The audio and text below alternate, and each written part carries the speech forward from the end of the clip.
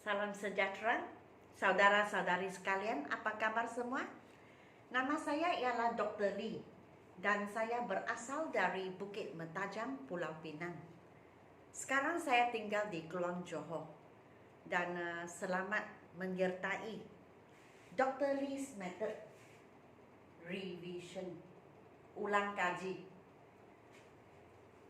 Ini berasaskan Grammar Challenge 38 hari. Sebelum ini saya telah lancarkan kursus 38 hari cabarannya, di mana dalam masa 38 hari saya mencabar kamu semua untuk menghabiskan buku ini. Ada ramai yang membeli buku ini dan oleh kerana saya telah menjual buku ini, maka saya berasa adalah tanggung jawab saya untuk memastikan bahawa kamu tidak beli buku ini dan simpan dalam almari sahaja. Sebab biasanya begitu, apabila kita membeli sesuatu yang baru, kita berasa sangat panas. Kita ingin mencuba, kita ingin menggunakan macam buku, kita ingin membuat latihan. Tetapi separuh jalan, kadang-kadang kita berasa sejuk, sudah dingin. Ada banyak sebab. Kadang-kadang sebab tidak bermotivasi.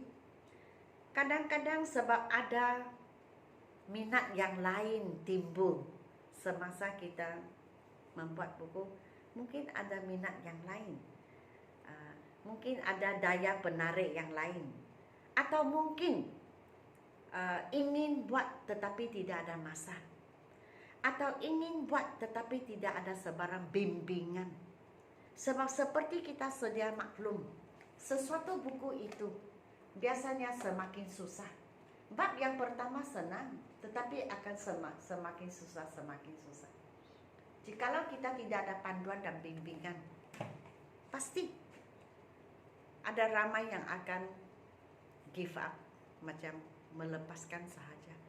Jadi oleh kerana saya tidak ingin perkara ini berlaku, maka saya telah berjanji memuat naik setiap soalan dalam buku ini.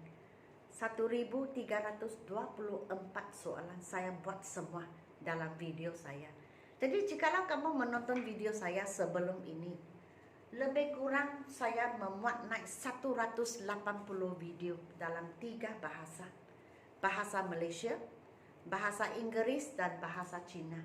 3 bahasa. Setiap video, setiap bahasa lebih kurang 60 video. Saya muat naik dan saya mengajar. Supaya jikalau kamu telah membeli buku, kamu akan berasa sangat gembira. Kamu akan berasa macam sekurang-kurang ada cikgu untuk mengajar. Ini sangat penting. Dan saya sedia bersama kamu.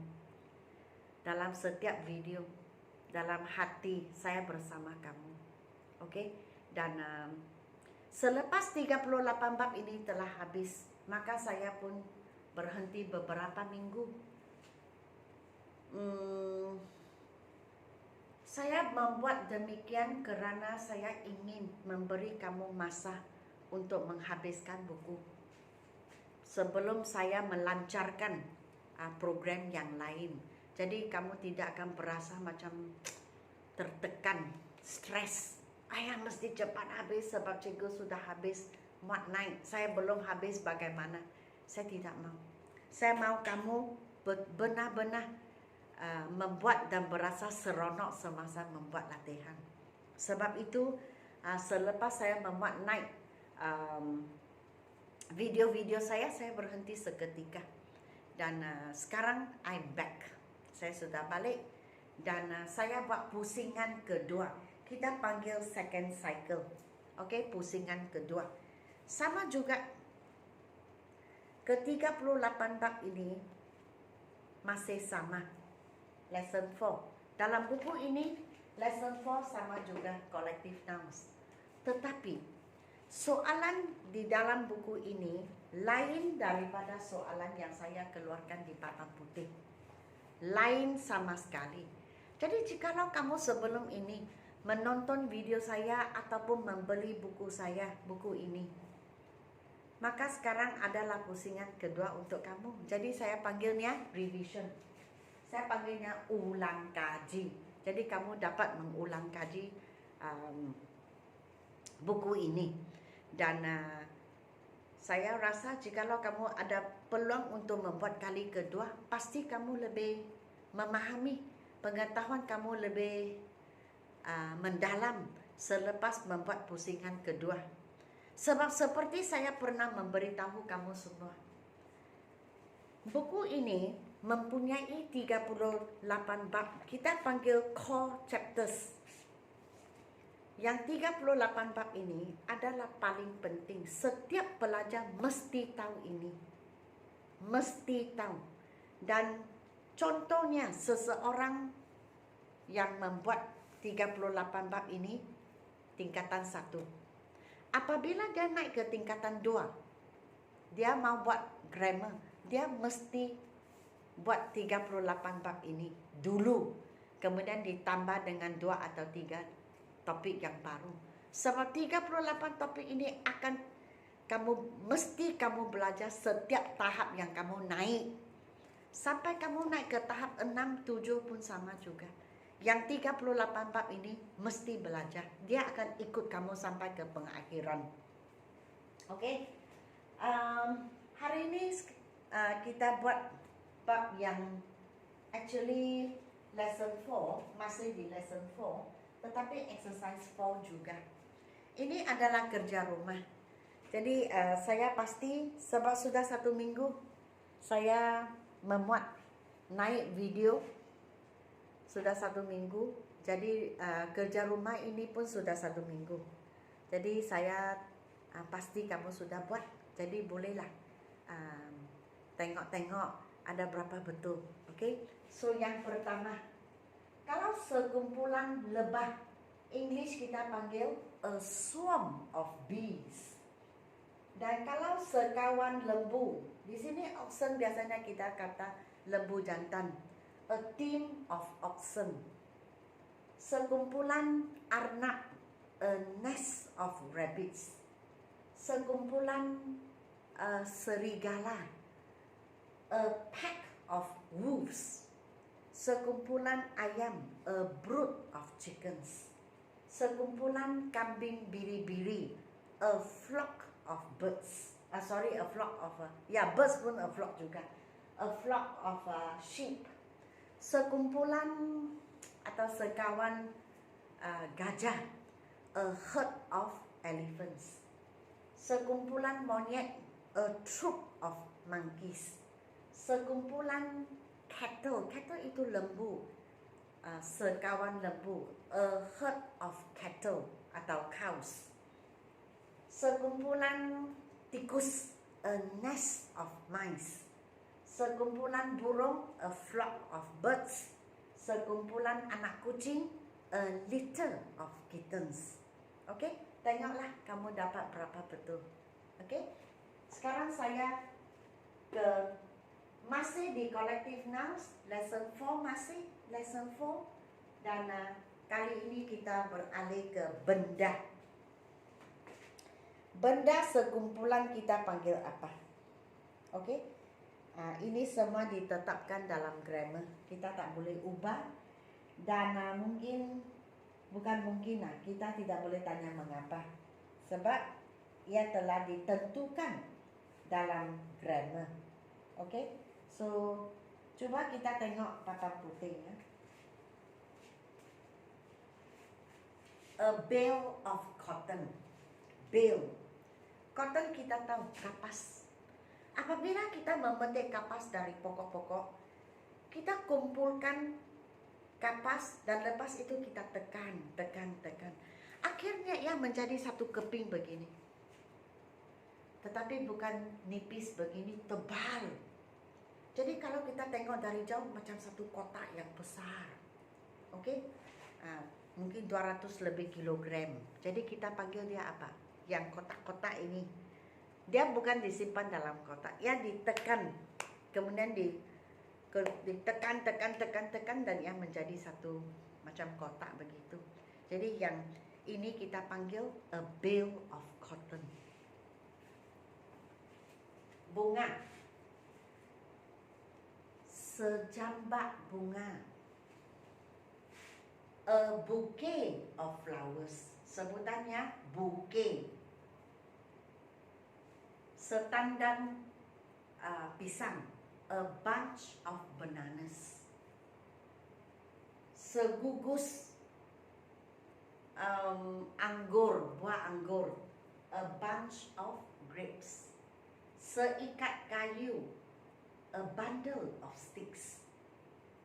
Satu koleksi stem, a collection of stems.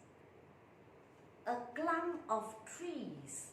Katakan kita di atas, kita di dalam helikopter, kita tengok ke bawah. A clump of trees mungkin 5 atau 6 batang pokok, pohon pokok. Macam kumpulan.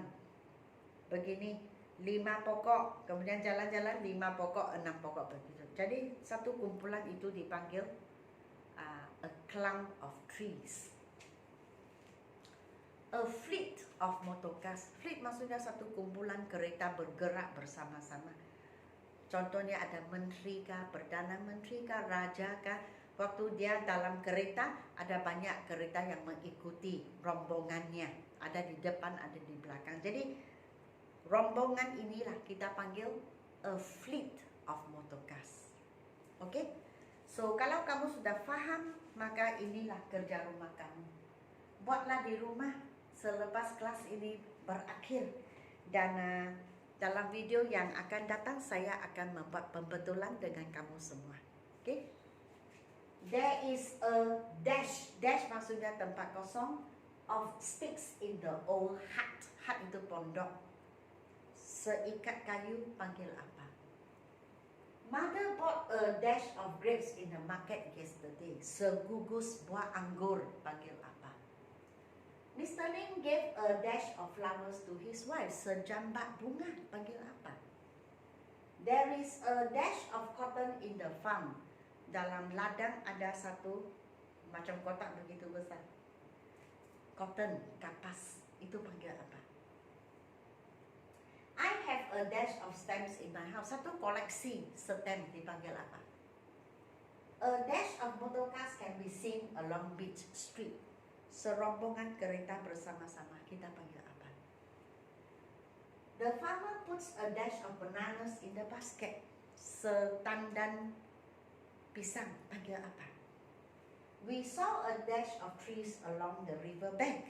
River bank ialah tebing sungai. Jadi bank itu tempat untuk kita menyimpan wang atau mengeluarkan wang kita. Tetapi river bank or bank of a river itu tebing sungai. Jadi bank ada dua maksud. Jadi kamu cobalah di rumah dan dalam video yang akan datang saya akan buat pembetulan dengan kamu. Pada 2 hari bulan November 2020 saya telah membuka kelas online baru. Bukan baru, yang pertama. So online class number 1 sangat berjaya. Dan malam ini pukul 8.30 adalah kelas ketiga. Kelas ketiga untuk online kelas ini. Maksudnya lesson 3. Lesson number 3. Kali ketiga saya mengendalikan kelas dengan kumpulan pelajar ini. Kebanyakannya orang dewasa. Ada juga pelajar. Dan sangat berjaya. Dan saya rasa mereka berasa sungguh gembira sebab dapat balik ke sekolah. Tiba-tiba menjadi macam budak. Jadi mereka semua sangat happy. Dan saya memberi mereka latihan juga. Kami bincang dalam kelas, mereka bertanya, menjawab, membaca. Saya suruh satu-satu membaca. Dan saya dapat berasa mereka ini sangat gembira. They are so happy. Dan buat juga buku ini. Tetapi campur. Bukan macam ini satu bab topikal. Yang online kelas itu campur semua. 38 bab itu saya semua campur-campur. Dan mereka buat barulah berasa mencabar. Okey? Dan memang mereka bertanya soalan juga. So kelas ini akan berakhir pada Desember 14. Mungkin 4 minggu, bukan mungkin tetapi 4 minggu dari sekarang tetap kita habiskan kursus ini. Ini kursus 7 minggu. Dan sekarang saya sudah buka pendaftaran untuk sesiapa yang ingin mengikuti online kelas number 2. Dalam kelas ini saya mengajar pemahaman. Saya memberi rencana dialog untuk kamu, dan di dalam kursus ini saya mengajar grammar juga. Di samping itu sebutan pronunciation. Jadi saya panggil kursus ini 3 dalam 1, 3 in 1, macam kopi atau teh tarik, 3 dalam 1. Dan kamu akan berpeluang untuk belajar grammar daripada saya. Sebutan saya akan panggil kamu untuk membaca dengan terang dan biar saya membetulkan sebutan kamu jikalau salah.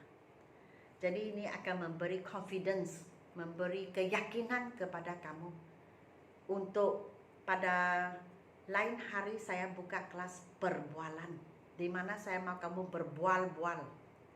Okey? Berbual-bual sebarangan, tidak ada tajuk tertentu, cakap apa saja. Okey?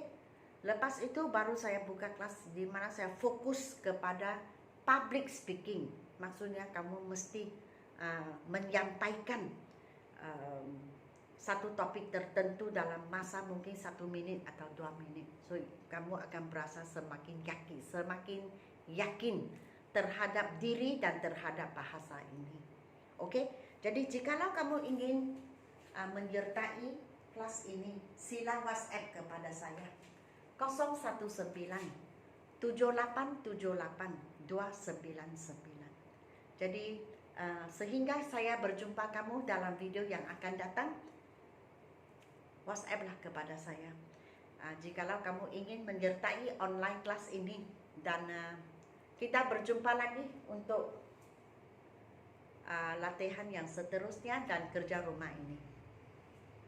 Sila beri saya like, share dan subscribe, dan sehingga kita berjumpa lagi. Sekian, terima kasih.